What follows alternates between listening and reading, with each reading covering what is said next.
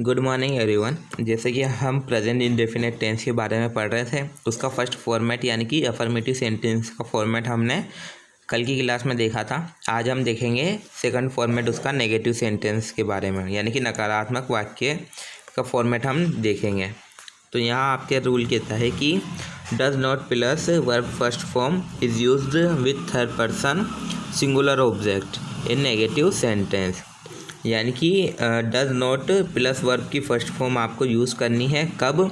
जब जो third person है, यानी कि हमने देखा था कल थर्ड पर्सन क्या होता है, ही शी इट, या किसी का नाम हो, सिंगुलर हो, एक वचन हो, उनको हम थर्ड पर्सन कहते हैं इन नेगेटिव सेंटेंस। यानी कि आपको जो अगर थर्ड पर्सन होगा उसके साथ आपको डज नॉट यूज़ करना है और वर्ब की फर्स्ट फॉर्म यूज़ करनी है अगर नेगेटिव सेंटेंस हो तो। उसके बाद आगे कहते हैं ये do not plus verb first form is use with subject, और अदर्स जो सब्जेक्ट होते हैं उसके साथ आपको डू नॉट प्लस वर्ब की फर्स्ट फॉर्म यूज़ करनी है। SES is not added in this sentence, यानी कि इसमें SES ऐड नहीं किया जाता इस तरह के सेंटेंस में। हम एग्जाम्पल देखते हैं, आप अच्छे से समझेंगे इसका पैटर्न। जैसे कि पहले पैटर्न देख लेते हैं, वही सब्जेक्ट आएगा पहले, फिर उसके बाद डू या डज में से एक आएगा, साथ में नोट लगेगा, प्लस वर्ब की फर्स्ट फॉर्म आएगी, फिर ऑब्जेक्ट आ जाएगा। जैसे कि हम एग्जाम्पल देखते हैं, हमने यहाँ देखा सरिता है, तो ये थर्ड पर्सन है लेकिन नेम है ये, और सिंगुलर भी है, तो इसके साथ हमने डज नॉट ऐड कर दिया। उसके बाद वर्ब की फर्स्ट फॉर्म आ गई सिंग, तो सरिता डज नॉट सिंग सेंटेंस बन गया, यानी कि सरिता गाती नहीं है। उसके बाद सेकंड एग्जांपल हम देखते हैं, बॉयज़ डू नॉट प्ले, तो यहाँ बहुवचन सेंटेंस था, बॉयज़ हैं, बहुत सारे लड़कों की बात की जा रही है, एक वचन नहीं है, इसलिए यहाँ हमने इसके साथ डू नॉट लगाया है, और इसके साथ भी वर्ब की फर्स्ट फॉर्म ही आएगी, ये आपका इसका रूल कहता है। तो बॉयज़ डू नॉट प्ले, यानी कि लड़के नहीं खेलते हैं। इसके बाद अगर आई वी यू दे आ जाए, अगर ये वर्ड्स आ जाए आई वी यू दे, तो डू नॉट हो लगेगा इसके साथ, और सेम, यानी कि मैं, आप हुए, यह वह हुआ, हम हुए, तैरते नहीं हैं, ये इसका मीन होगा। आगे बढ़ते हैं, हम नेक्स्ट फॉर्मेट देखते हैं इसका।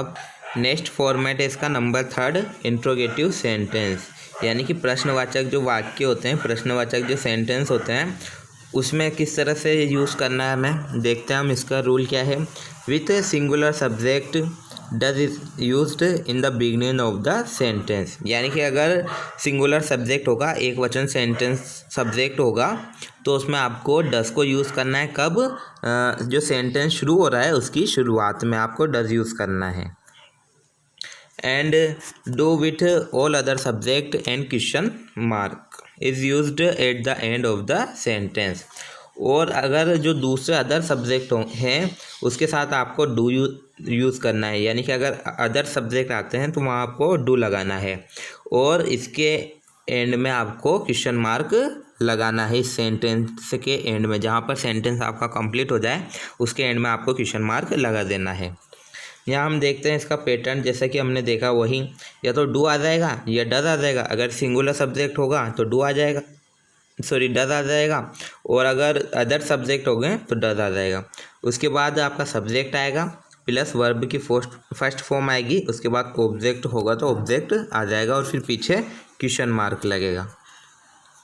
जैसे कि हम एक एग्जाम्पल देखते हैं, फर्स्ट एग्जाम्पल लेते हैं, does Sonal do her work, तो हमने यहाँ देखा सिंगुलर सब्जेक्ट था तो हमने यहाँ डज लगा दिया, तो ये बन जाएगा कि does Sonal do her work, यानी कि क्या सोनल अपना काम करती है।